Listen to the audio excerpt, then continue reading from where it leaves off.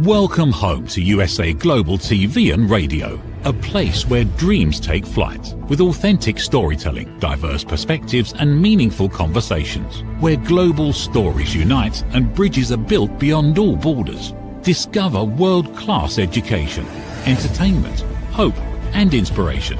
Together, we're building bridges worldwide. Subscribe to our channel, USA Global TV. Download our app, USA Global TV. Be our guest or join our team. Visit usaglobaltv.com. Thanks to our founder and executive producer, Dr. Jacqueline Kerbeck. Music score by Yeffy Tang from Cloud Road Music. Voiceover artist Mike Porter. Creative direction by Paul Garcia. USA Global TV and Radio, your home for global connection. All rights reserved. This video and its contents are the exclusive property of USA Global TV and Radio. Unauthorized use, duplication or redistribution in any form is strictly prohibited. Howdy y'all, Red O'Loughlin here. We're now on the Wise Ones on the USA Global TV and Radio Network. Just finished up with the Corner Bookstore, and I have another show coming up at the end of this one called Talking Heads. Today, I am literally almost done with my book, Aging Sucks. It's been an interesting journey. Finally got the movie trailer starting to be worked on. I got beta readers reading the book. Everything is really and truly working the way it's supposed to. So my July 4th publication date looks very, very safe. Today's guest is a return visitor to our studio. Maria Jane is an author, prolific author, award-winning, best-selling author, all the things you need to be as an author. So we're going to talk to her today about her entrepreneurial journey, just as we did the last time we talked about her writer's journey. So Maria, please join me up here. Hi, Red. Howdy, good to see you again. Thank you. Congrats on your new release. Oh, thank you too. You look very, very stunning today. Thank you. Okay, so you started writing a while back. So why don't we give a little hint of what is the writer's journey, how you got to where you are now, and I'll let you talk about that. And then we'll transition into when did you realize you really need to be a business person?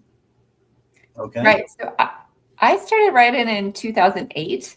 It took me about 7 years to write my first manuscript that ended up being 160,000 words. So a huge, long scrawling manuscript. And I didn't really intend to publish it. I had a couple of friends who read it and said, you need to publish this.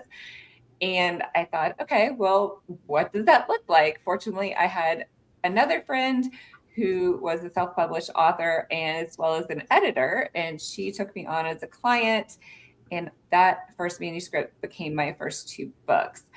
The book was a fictionalized account of my experience with anorexia, so kind of a women's fiction book, inspirational genre, I guess. But very quickly, I realized that I needed help because this editing cost a lot of money.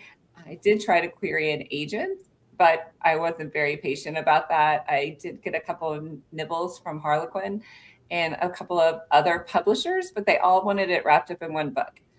And I just didn't think I could tell my story in one book the way I wanted to tell it. So at that point, I decided to indie publish. And that's when, for better or worse, editors deserve all that they get paid, but it is expensive. And you talk about transitioning to that business model rather than just, I'm an artist, I'm creating. It was very evident very early on that this cost a lot of money to do. And I didn't want to drain my personal finances. I wanted to at least break even if this was a passion project. So I formed an LLC and started learning everything I could about book promotion, marketing, branding, selling strategy, release strategy, all the components that you to set you up for success in the book world.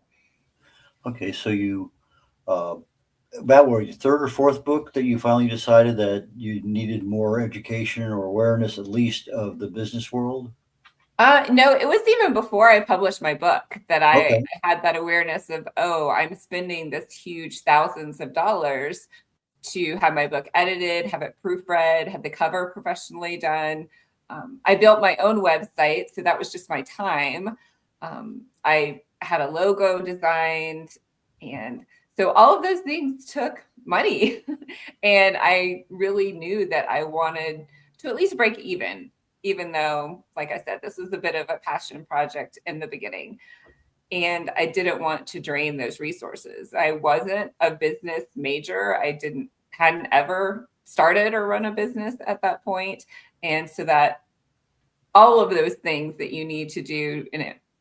And I hadn't done any marketing or any book selling or anything like that. So I was starting from ground zero and just started learning online and taking courses.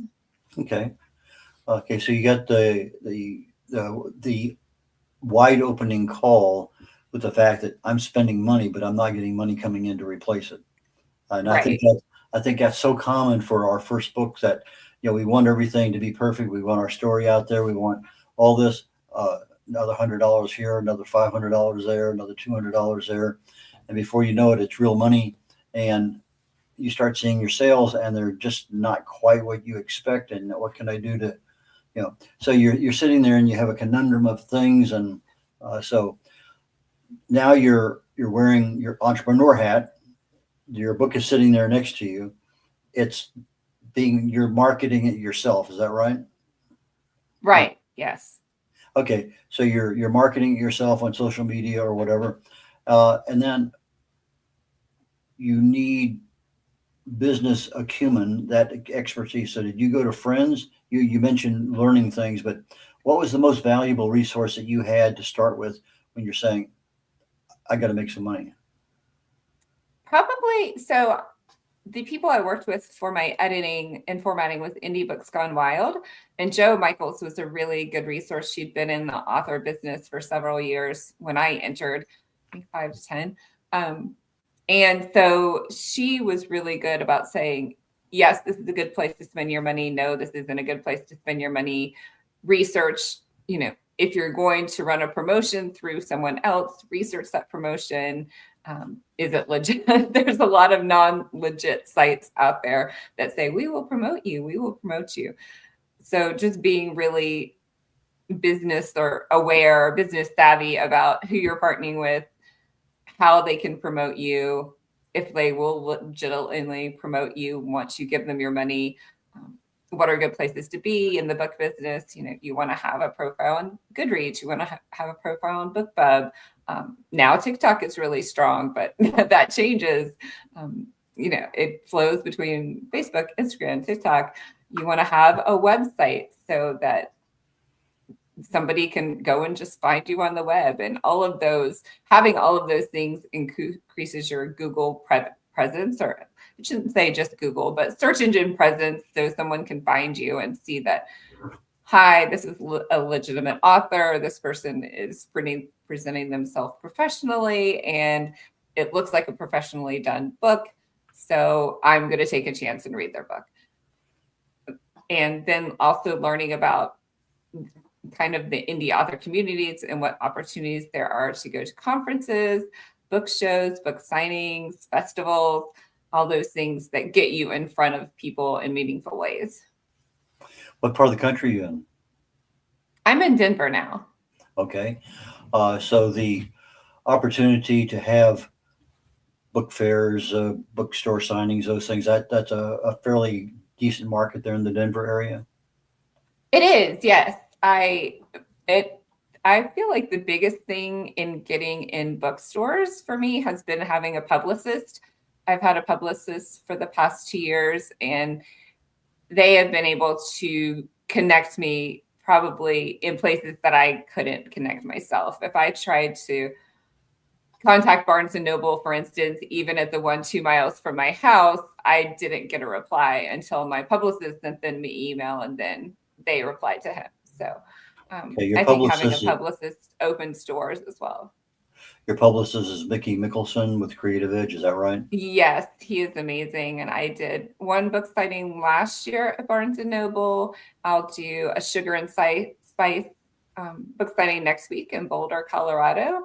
And then I'll have 2 book signings at Barnes and Noble in July and August in Colorado Springs. Okay. So it sounds like a pretty easy area to, if you know the right people, which is Mickey in this case, uh, Right. to get the door open there for you. So that's always, when you don't have a professional there to help you, it's sometimes a little more difficult. I know I've tried here at my local Barnes and Noble, just walking in the door and talking to somebody, and oh, we're all excited, and I never hear anything back. So it's interesting. You mentioned profiles a moment ago, and I recently went to AI and said I need to update my profiles, and so I got a much better profile with AI than I did creating something way back when. So uh, when you create your profiles, do you update them at any periodic time? Do you have that on the calendar, update profiles, or?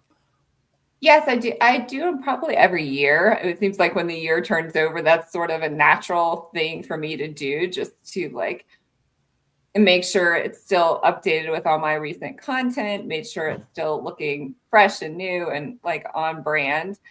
It was kind of hard for me to create my brand because I did genre hop a little bit. My first series was that women's fiction series, and then I jumped into writing YA fantasy. And it was hard for me to figure out how to brand myself. Like, did I brand myself as this women's fiction author, or did I brand myself as this fantasy author? And I read a really good book. It's called Be the Gateway by Dan Miller for creative people. And it's all about branding yourself and how to meaningfully connect with an audience when you're a creative person. So it takes you through what are the most important parts of your brand, what are the most important messages that you want to bring to your audiences, and helps you create like those phrases. So what I came to for me was that my catchphrase or my brand phrase is finding the magic. And that's not just like magic, which is magic. It's also finding the magic within yourself. So that tied together all the different genres that I wrote in. And that was really helpful and helped me kind of just pinpoint or, focus on how I marketed myself as a creative person.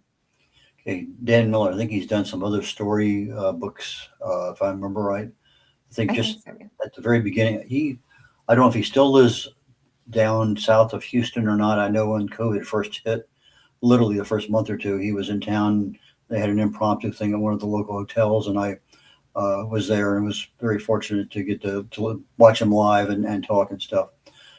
Really dynamic person, a lot of good information. So you have stories that in your book, they may be fiction, but the stories are integral to our business anyway. And so the story may be, well, again, you told the story already about you went to Barnes and Noble, no luck. Mickey knocks on the door, luck. That's a story. But these are the things that we tell other people, our success stories, and sometimes our failure stories too. So from a business entrepreneur, what has been your best lesson learned with regard to being an author business person? Partnering with good people. That was my biggest learning. And I guess part of that story is when I started to think about doing audiobooks, I went on ACX. Most people know that's the Amazon audiobook platform. And I said, okay, I'm going to find an audiobook person. And I put my story out there, and I got several bites. And the first person wanted me to give them extra money, which ACX explicitly says, do not give them extra money, right? So I said, okay, well, you're not the person for me. The second person ended up getting sick and not being able to speak for 6 months or something like that. So I had to cancel that contract. And then I said, okay, I'm just going to wait. I'm going to wait and not do an audiobook yet, because it was definitely too expensive for me to afford an audiobook. It's $3,000 to $5,000 to get like a decent length novel recorded. So I went to a book conference. It was in St. Louis. Can't remember the name of that one. But anyway, I was just there sharing my books with people, and a narrator walked by and gave me her card. And I said, oh, wait, come back. Talk to me. You're a real live person. And so I talked to her for a few minutes, and then I followed up with her afterwards. I did some research to make sure she'd done other books and how successful they were. I listened to some of her content, and then I had her read my chapter for me. And so I was able to partner with her, and that ended up being a great relationship. She narrated my first 2 books, and then I needed a male narrator, and she was able to connect me with male narrators. So I guess the moral of the story is like making sure you're working with quality people that will deliver what they say they deliver in a professional manner, and making sure you know who you're working with. Like you, I probably get 20 emails a day that are AI generated that don't even have my full real name or correct titles of my books, and they look very convincing. But it's just vetting them and making sure you know who you're working with, so that everything in your brand is representing the quality you want it to represent. I know when I listen to some audiobooks, I'm amazed at the ability of some of the narrators with their voice. They may be able to do 5 or 6 different French accents or Russian accents or whatever. And they're so consistent in what they do, not only with the accent, but with the inflections of the character and stuff. So as you say, you find somebody who's really, really good, stick with them, because that's the thing that when you're listening to a book, you're really encaptured. I mean, I'm driving down the road listening to an audiobook, and I am 5 car lengths ahead behind somebody, got cruise control on, and I'm just kind of keeping a scan going, but I'm just emotionally invested in whatever I'm hearing at the time, but trying to stay safe at the same time. So the ability to just not read something, but to actually act the part of that person in the book is really and truly an amazing talent. It is. And I learned so much about voice actors, and the male narrator came back to me and said, "Do you want it to sound like Keanu Reeves?" Or I was like, "Oh, I can choose." So that was a learning curve for me, but very beneficial. Have you considered putting any of your books in a foreign language? I haven't done that yet. That's probably one of my next goals, as far as getting more coverage worldwide. Okay. USA Global TV and Radio Network goes to over 60 countries, so you're getting a lot of worldwide coverage here today. Thank you. Okay, so you talked about your brand. What was the business decision where you finally said, okay, I have to have a brand and I need to be consistent? Let's talk about that for a moment. Right. I met a group online, and I don't even remember how I met them now, but we started, like, there were 3 of us authors that ended up in this little cohort, and we started reading that Be the Gateway by Dan Miller. And we read it together. We would read a chapter and then talk about it. And then he gives you some things to, like, some homework things to do. So we would bring those back to the group and say, "Hey, what do you think?" And so that was at that pivotal point where I decided I got a new logo that represented both sort of my romance vibe and my fantasy vibe. And I created that catchphrase that was the Finding the Magic catchphrase. So those were, by that point, I was feeling like I was knew what I was doing enough. I knew how to do a book launch. I knew, the parts that I wanted to do for a book launch. I knew how I had my editors and my proofreaders and my cover person. And I had all the pieces at that point, I felt like. So then it was just like, okay, how do I amplify this? And I think that changes a lot over time, and just staying with, and trying to create new content for the next new platform like TikTok, and being comfortable being in front of a camera, which it seems to be important for on TikTok. And all of those things have been a progression for me, because I'm very introverted. So it's not my nature to, like, put myself out there, and that being comfortable with that, I think it's a big part of putting yourself out there into the world too. Okay, Maria, we're getting ready to go to a commercial break here in about 10 seconds or so. And when we come back, I'd like to talk about using video as part of your marketing, and AI in general with regard to either the book writing or the business part of your business. So we'll be back in a very brief moment, about a minute and a half. Every great story begins with a vision. At USA Global TV and Radio, for years, we've been providing world-class education, entertainment, inspiration, imagination, connections, and hope.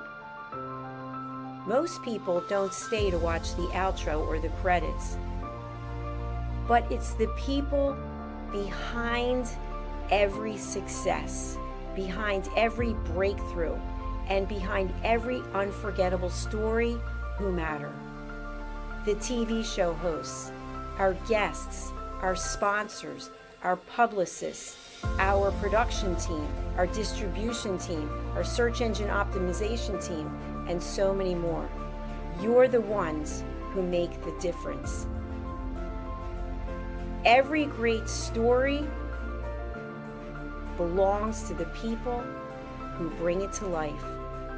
Our future looks bright at USA Global TV and Radio, and that's because of you, our loyal fan base all around the world in more than 60 countries. Together, we're making a difference because you matter. USA Global TV and Radio, live streaming to over 60 countries. Voiceover, Dr. Jacqueline Kerbeck. Video production and direction, Paul Garcia. Subscribe to our channel, USA Global TV and Radio on YouTube.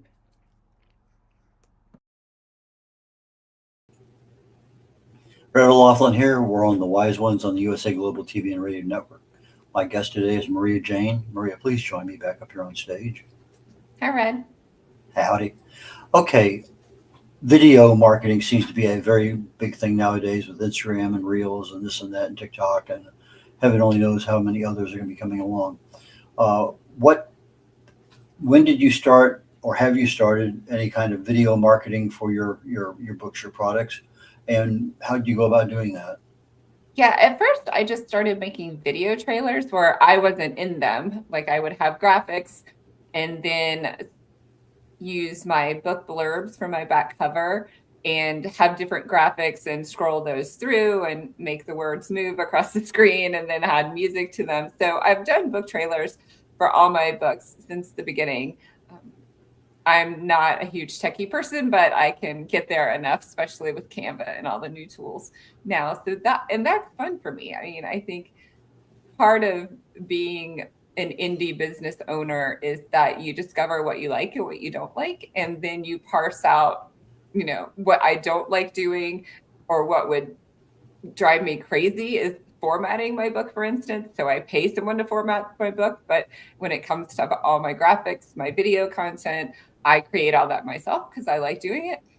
And so, that's part of the decision making when you have a solo business of any kind, probably. But where a lot of my video content right now comes from is that I host a podcast and I use Opus Clips, but I think there are many other platforms for doing this, but you just upload your video and it shoots out 20 or 25 little 1 to 2 minute clips of meaningful content that I can just schedule out in TikTok or wherever I'm posting them. So that's been really helpful for me. I know I could use AI a lot more than I do. Like you said, Red, it created a whole website platform for you or social media platform for you. And that would probably increase my productivity a lot if I just said, hey, AI, do this for me. But I tend to be one of those just self-starter, do-it-yourself people. So like I said, I created my website and I continually update that. And that's fun for me. But if it's not fun for you, then I think, having those extra people who can help you do those things is key. Okay, and you use AI at all, or do you have a particular one you prefer?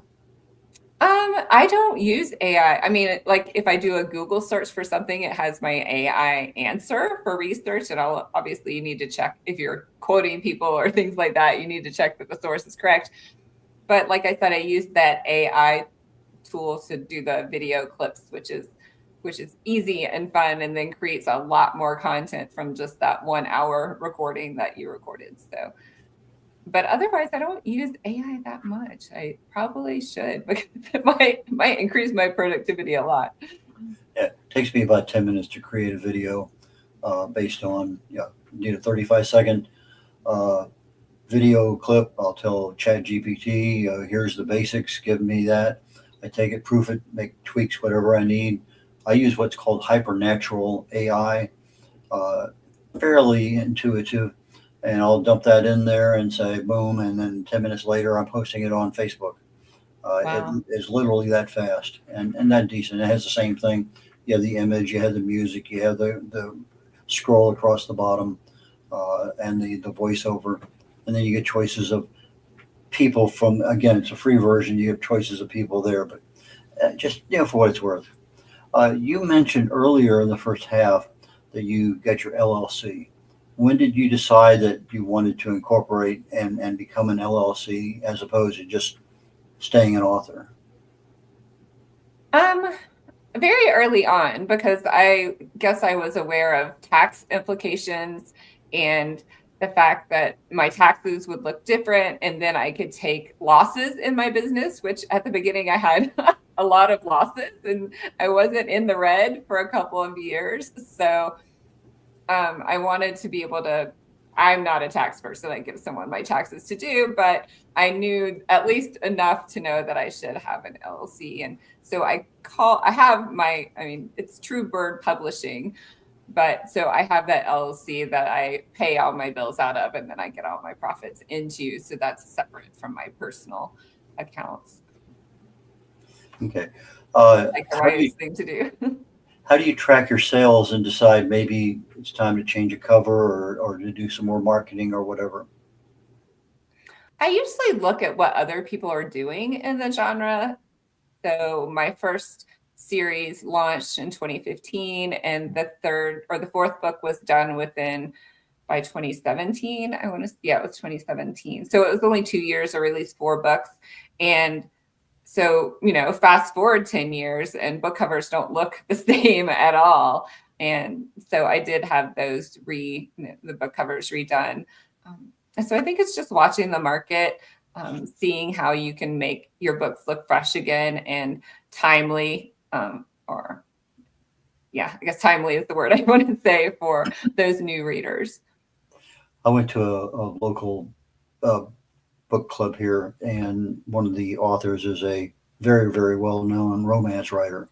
And she's talking about how she spends an hour or more every day because of the number of books she has, being able to track and see what kind of sales are there and where things might be tweaked a little bit better. And but she says she ignored that all at the beginning, and when she started focusing on what is working, what isn't working, and why isn't it working, and she says it just changed her life because she just went from this much to that much. And it's just, she says, yeah, it's a pain in the butt. It really and truly is. I don't want to do it, but I'm making so much money I can't afford not to do it. And so okay, so there's some of those things we do because we don't want to do it, but you got to do it. So anyway, so let's move on here. You have book covers and you've updated them. So do you go back to the same designer, or are you doing these on Canva yourself? How are you handling an updated cover? Yes, so I have a local cover artist or graphics artist that has done many of my series. I guess my first series, my Being Me series, and then my Perfect Romance series. I did use different cover artists for my fantasy series just because I was attracted to a lot of the cover people will put up what they call stock covers or something. I don't remember what they're calling them, but they're pre-made covers. And so I was attracted to a couple pre-made covers, and then bought the pre-made for the first book, and then used that same cover artist for the rest of the book in the series, just so they all matched and complemented each other. So covers are important. The back blurb is important. I did take I bought a couple of back blurbs from a blurb company, and I can't remember the name of the company, but they would, I don't know if they read the whole book, but I had to give like a really detailed summary of the book, the genre, the characters, all those things, and the major plot points of the story, and then they created great book blurbs for me. And then what I started doing from there is like noticing reading other book blurbs and noticing the formula for how to write the back cover blurb. So I think that can be really important. Obviously, the first thing people see are your covers. The next thing they see is your book blurb. So having that really enticing and engaging and drawing people in, and then having sales that you can draw people in. So if you hit like in the top 100 on Amazon on one day, whether you use a 99-cent sale or a free book sale through Amazon, those can really build your audience. I did use at one point a coaching system, I guess it was, for how to email market, not really email market, but gain those email subscribers. So if you think about Facebook, Instagram, TikTok, any of those, you don't own the content on there. And if one of those goes away, like TikTok did, then you don't have any way to reach all those people who you might be able to reach. So I worked, and I still work hard on building my email list so that I'm getting right in front of those, hopefully, readers that love my books and will buy the next book or buy something in my backlist if they haven't read it. So that's one thing that's really important to me. And that's how I connect with a lot of my readers, is through my email list. And I even poll my list, and those readers I ask them to tell me, hey, I have a new character. What is their name? What do they like to do?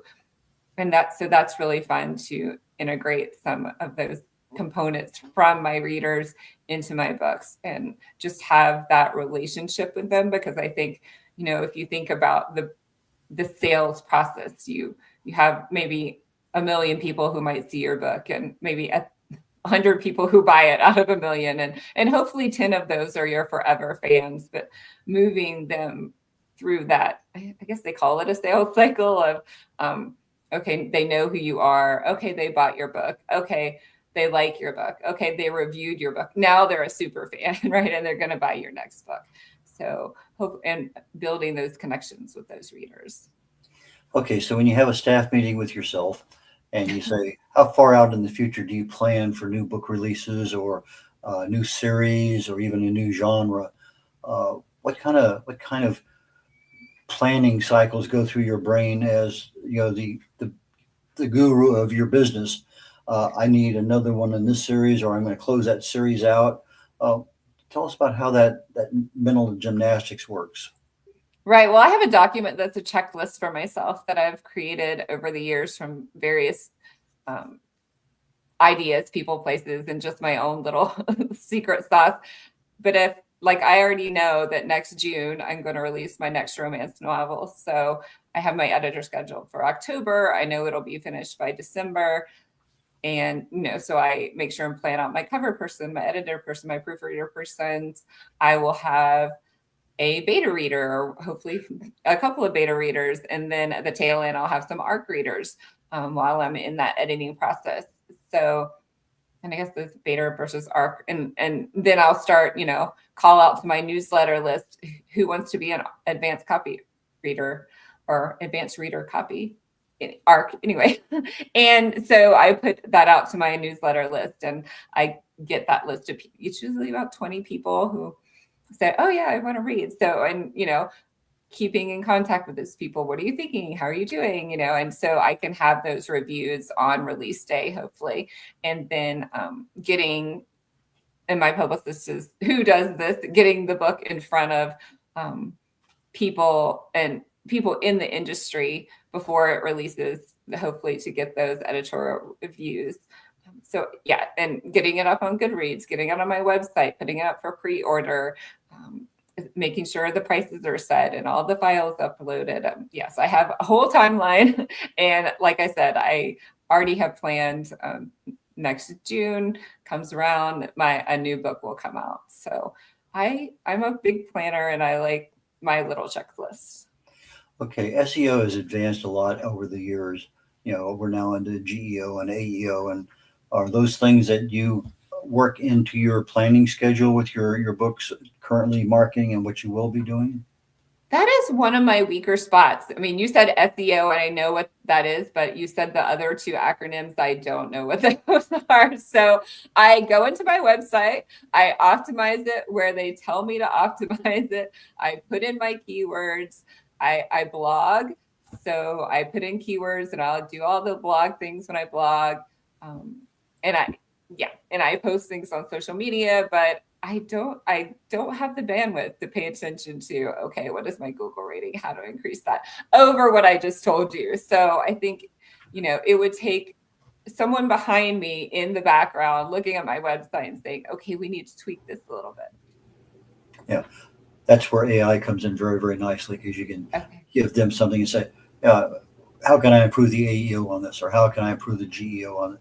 And so maybe in the, young adult fantasy and dystopian sci-fi and romance, it may not necessarily be as critical as in my area of nonfiction, where I'm telling people how to do something, why things work, and having the citations and the questions and things. So maybe a little bit different world. It's not something I really know a whole lot about, because almost everything I've done has been in the nonfiction world. So awareness is probably the first thing. And again, I'm going to look those up afterwards. Because AI is going to, tell you, here's my paragraph. Is it even needed? I don't know. And it may not be. That's a good question just to ask right off the bat. Now, I'm a romance writer. Do I need to worry about anything more than SEO? It's a question. Okay. I think that's all I need right now. We're getting close to the time where we're going to shut the show down. So this is the time I'm going to say, Maria, how do people get their books? How do they get in touch with you? Do you have any shows coming up that you're going to be doing signings at or anything? Right. Like I said, so I will be at Sugar and Spice in Boulder, Colorado on July 20th from 1 to 3 p.m. with signing my Perfect Romance books, which you see there on my website at triciacopeland.com or mariajaneromance.com. Okay, your June 2nd book coming out, that came out, or that's the one we're talking about, the Perfect Romance? I think it was on your Perfect Secrets. Perfect Secrets, right? It came out on June 2nd. Okay, so, and then you have another book coming out next June 2027. Right. Okay, so, and people will reach you at mariajaneromance.com. Is that correct? Yep. Okay, for our audio audience, they'll be joining us later on this afternoon. Maria, just like it's spelled, Maria, Jane, Jane, romance, exactly the way it's spelled, .com, mariajaneromance.com. And Maria, is there anything else you'd like to tell us before we get ready to wrap up the show today? Did I have some question I didn't ask you that you're just dying to tell the world? Thank you for having me, Red. I think, there's so many ways to come into this journey, and probably just as many ways to navigate starting your own indie publishing business. So I feel like I keep learning too. Okay. Well, I really and truly enjoyed our conversation today, and I truly look forward to our next one, to find out how well Perfect Secrets is doing as far as your latest book, and I wish you absolute best. Thank you so much, Red. You as well. I take care. We'll catch you later. Okay, we're wrapping up the Wise Ones today on the USA Global TV and Radio Network. My guest today was Maria Jane. She's been with us before, writer, award-winning author, young adult fantasy and stuff. Before I forget at the beginning of the show, but before I forget right now, if you're watching the show on YouTube and you're not a subscriber to the USA Global TV and Radio Network, please seriously consider being a subscriber. You can subscribe on both the USA Global TV. You should subscribe on both the USA Global TV and Radio Network and on the Dr. Jacqueline Kerbeck Network. So chapters are on the YouTube. Wrapping up today's show, the next show coming out is my Talking Heads, and today my topic is, what if aging is more predictable than we think? My book, Aging Sucks, is coming out, and there's a lot of things with regard to the process of aging. It's not a simple single process that you do one thing and it fixes it. There are just a lot of multiple things going on at one time, and you really need to address a wide variety of things. And when you do that, then the aging cycle does actually become a lot more predictable, because these are the things you're doing every day that will either create damage or enhance repair. And those are the two most important things going on in your body, is to take care of those. So I will catch you all next week, and you may join me here in another 24 minutes on Talking Heads. Take care, y'all. Bye now. People are searching for experts every day. Are they finding you, or are they finding someone else? Every day, professionals are building authority through media. We've already built the platform. USA Global TV and Radio. Over 14,000 shows streamed to over 60 countries. This isn't about becoming famous. It's about leverage, visibility, credibility, opportunity. One interview, one conversation, one show, repurposed into content, connection, and business growth. Most people assume hosting a TV show requires a studio, a production team, and a massive budget. Our television packages begin at $1,500 US per month. Professional production, global distribution, replay visibility, built for voices with something to say. I'm Dr. Jacqueline Kerbeck, and if this resonates with you, we should talk. USA Global TV and Radio, all rights reserved. Contact us at info@usaglobaltv.com. Thank you, viewers and listeners of USA Global TV and Radio, for joining us today. We're honoured to have your time and attention as part of our global community. At USA Global TV and Radio, we believe in the power of authentic conversations, meaningful connections, and creating a world of possibilities together. Want to be part of something bigger? Join our team of elevated listeners at usaglobaltv.com, a space where your voice matters and your ability to listen transforms relationships. Stay connected with us across all our platforms for thought-provoking discussions, expert insights, and empowering stories. Subscribe to our channels at youtube.com/c/usaglobaltv. Follow us on social media and explore the endless opportunities we're creating for growth, learning, and inspiration. Together, we're not just broadcasting, we're building bridges and changing lives one conversation at a time. For inquiries, contact us at info@usaglobaltv.com. Produced by Executive Producer and Director Dr. Jacqueline Kerbeck. Voiceover by Mike Porter. Creative direction by Paul Garcia. All rights reserved. Visit usaglobaltv.com to view our full terms and conditions.